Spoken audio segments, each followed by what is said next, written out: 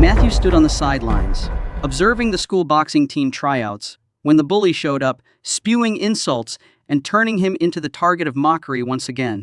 Before things could escalate further, Nick stepped forward, defending his friend. Tensions flared, and a fight erupted. The story opens with Matthew, a young man struggling with one of the hardest challenges, starting fresh at a new school where he knows no one.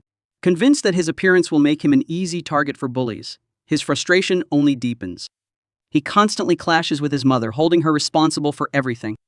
If she hadn't remarried, he wouldn't have been forced to move, wouldn't have lost all his friends, all so she could chase her own happiness with her new husband. On his first day of school, Matthew unintentionally drew everyone's attention by arriving in a formal suit, standing out awkwardly among the casually dressed students. The first to tease him was Nick, but his words carried no malice. Instead, Nick offered to show him around, making the transition a little easier. Before long, he introduced Matthew to Ruby, another warm and welcoming classmate. With their help, Matthew soon felt less like an outsider and gained 2 new friends. During lunch, Matthew found himself captivated by Teresa, the most beautiful and popular girl in school. Gathering his courage, he decided to approach her and ask her out. But before he could get far, the story's antagonist, Hector, Teresa's boyfriend, stepped in. Without hesitation, Hector made his dominance clear, striking Matthew down with a punch and mocking him as he lay on the ground. Later at home, Matthew seethed with frustration, consumed by a sense of weakness and powerlessness. Realizing just how easily he had become a target for bullies. Just then, Matthew's stepfather, Ray, walked in and casually asked about his first day at school. "It was fine," Matthew muttered, keeping his response brief as he tried to slip away, hoping to avoid further conversation. But Ray's eyes landed on the boxing posters covering Matthew's bedroom wall. Seeing an opportunity to connect, he handed Matthew a book about Muhammad Ali, the greatest boxing legend of all time. However, Matthew barely acknowledged the gesture, feigning indifference.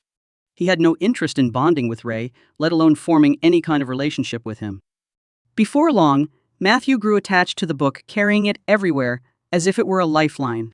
But one morning at school, Hector, fully aware that Matthew was too timid to fight back, decided to push his torment even further. Without warning, he dumped a cup of juice over Matthew's book and shirt, leaving him humiliated as the crowd burst into laughter. Just as Matthew braced for more, an unexpected figure stepped in: Dan, the school janitor. Yet, there was something about him that suggested he was more than just a custodian. Saying little, Dan firmly pulled Hector and his friends away, giving Matthew the chance to escape the scene with what little dignity he had left. But that peace was short-lived. During lunch, Hector noticed Matthew watching the school boxing team tryouts and saw another chance to humiliate him. He unleashed a stream of insults, once again turning Matthew into the center of ridicule. Nick immediately stepped in to defend his friend, but when the consequences came, it was only Matthew and Nick who faced punishment while Hector walked away without so much as a warning. That evening at home, the weight of everything became too much for Matthew to bear. No longer able to keep it all bottled up, he finally opened up to his mom and stepfather about what had been happening. Determined to take control of his own fate, Matthew asked his mom for permission to join a gym where he could learn to defend himself. At first, she was firmly against it, fearing that training would only lead him down a path of violence and more fights. But Ray, who knew all too well what it felt like to be powerless, persuaded her to let Matthew give it a chance. The next day, as Matthew stepped into the gym, a wave of intimidation hit him. The rhythmic thuds of fists slamming against heavy bags, the blur of lightning-fast punches, and the air thick with focused intensity sent his heart racing. The idea of achieving the same feat made his eyes light up with excitement. Coach Howard stepped forward, his gaze sweeping over the eager faces before announcing that qualifying rounds would soon take place to determine the official team members. Just then, Matthew noticed Hector and his friend Joy walking into the gym. Unlike the others, they had already secured their spots on the team. Everyone else would have to compete against them to earn their place. Matthew hesitated, uncertainty gripping him. Silently, he gathered his things, intending to slip away unnoticed. But just as he reached the exit, he came face to face with Dan. "If you keep running, fear will always win," Dan said firmly. "Punches only hurt for a moment, but fear will haunt you forever unless you face it." Dan's words lingered in Matthew's mind, stirring something deep within him. Taking a steady breath, he turned around, stepped back into position, and braced himself to face Hector. Seizing the opportunity, Hector wasted no time turning the match into a spectacle of humiliation. Hector unleashed a relentless assault, each punch landing with force. Matthew couldn't fight back. He couldn't even throw a single punch. All he could do was endure the beating, taking hit after hit in front of everyone. Eventually, Coach Howard stepped in, raising his hand to call off the match. As the crowd slowly drifted away, Matthew remained on the floor, his body aching, but the weight of disappointment pressing down even harder. Dan returned, standing over him with his arms crossed, his expression unreadable.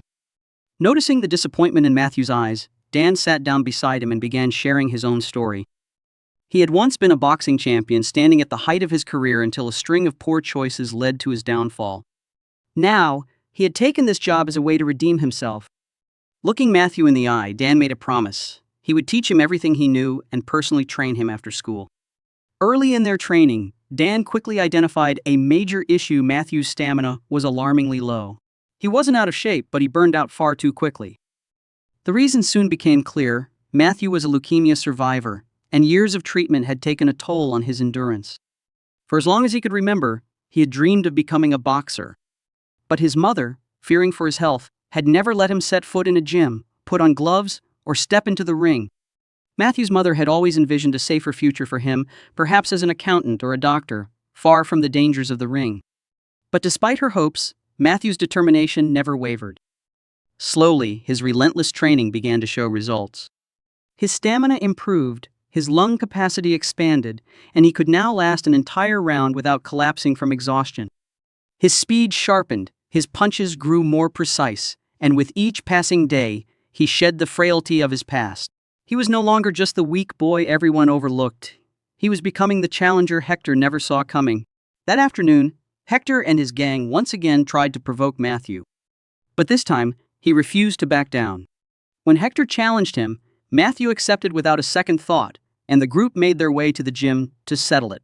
The fight was anything but fair. Hector fought dirty, and his friends quickly joined in. Overwhelmed, Matthew was knocked to the ground.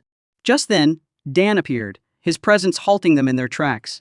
His voice was firm as he issued a warning: if they didn't stop immediately, he would report everything to the school administration, ensuring both Hector and Joy faced expulsion for violent behavior. Howard arrived and, without hesitation, took the side of his star fighters. Turning to Dan, he issued a blunt threat: if Dan interfered with the team's two best boxers, he would lose his job. Howard reminded him that he was just a janitor, easily replaceable, and that his long-standing relationship with the principal ensured she would never take Dan's word over his. But instead of arguing, Dan took a different approach. He pulled Howard aside for a private conversation and made a bold proposal: allow Matthew to compete in the upcoming boxing event. If Matthew was truly weak, there was no need to push him out. He would fail on his own. But if he had potential, this was his opportunity to prove it. Confident that Hector's place on the team was never in jeopardy, Howard agreed to let Matthew compete. However, there was one condition: he needed a signed permission letter from his parents. It was no small hurdle. Matthew knew all too well that his mother would never approve. When Matthew came home with a black eye, his mother's worry turned to shock. She couldn't believe what he had been doing after school, and the realization that he was stepping into a world of violence, the very thing she had always shielded him from, filled her with fear. The next day, Dan delivered the news. Matthew was thrilled about the opportunity, but a weight of concern lingered. He knew his mother would never allow him to compete, and now that she fully grasped the dangers involved, convincing her seemed impossible. At that moment, Dan told Matthew he couldn't hide behind his mother forever. If he didn't fight to earn the respect he deserved, he would regret it for the rest of his life. With only a few weeks until the event, Dan vowed to teach him everything he knew. Determined not to miss a session, Matthew pushed through the exercises on his own before heading home. The moment he stepped inside, he froze. His principal was sitting with his parents. She'd called his mother to verify her consent, and now, every secret he had tried to keep was laid bare. Trapped in his deception with no way out, Matthew had no choice but to confess everything to his parents and the principal. He revealed how, from his very first day, Hector and his friends had tormented him, making his life miserable. All he ever wanted was a chance to stand up to them, to prove himself and earn the respect he deserved. But now, because of one signature, that chance had been ripped away from him. When Matthew asked about Dan, the principal delivered a crushing blow: Dan had been fired for allegedly inciting violence at school. Fury surged through him, and without another word he stormed out, leaving his mother fuming at his defiance. But to Matthew, this wasn't just about disobedience. It was about his life. He refused to keep living in fear. Determined not to give up, he tracked down Dan, who was now living on a boat. Standing before his former mentor, Matthew offered a heartfelt apology for the trouble he had caused and pleaded with Dan to continue training him for the upcoming fight. Dan met Matthew's gaze and told him there was nothing left to teach. He had mastered every technique. Now, all that remained was for him to go back, make amends with his parents, and prepare to face Hector. Matthew took a moment to let those words sink in before heading home, a newfound determination burning within him. After days of reflection, his mother finally made a decision. She granted him permission to compete. But more than that, she vowed to be there in the stands, standing by his side for the most important fight of his life. On the big day, Matthew stepped into the ring, greeted by the cheers of his family and friends. Even his father had traveled a long distance to witness this defining moment. Howard entered the ring, his voice firm as he laid out the rules. The match would consist of 3 rounds, each lasting 1 minute. The judges would decide the winner, and the fighters would have 45 seconds to rest between rounds. The bell rang, marking the start of the fight. Hector wasted no time, seizing control immediately. He unleashed a barrage of powerful punches, each one aimed directly at Matthew's head. Matthew had no choice but to stay on defense, struggling to endure Hector's relentless assault throughout the first round. As the second round began, Hector found an opening and delivered a brutal liver shot. A sharp, searing pain tore through Matthew's body. He staggered, barely staying on his feet, but before he could collapse, the bell rang, ending the round just in time. Dan and his father rushed to his corner. Kneeling beside him, Dan's voice was steady and firm. He reminded Matthew that this was the fleeting pain he had warned him about, the kind that would fade. But what wouldn't fade, what no one could ever take from him, was his courage. As the final round began, memories of all the times Hector had mocked and tormented him flashed through Matthew's mind, igniting a fire within him. Drawing on every last ounce of strength, he unleashed a powerful punch that sent Hector crashing to the mat, silencing the crowd in shock. The referee began the count, but before it reached the end, Hector forced himself up just enough to keep the fight going. When the match concluded, Hector was declared the winner.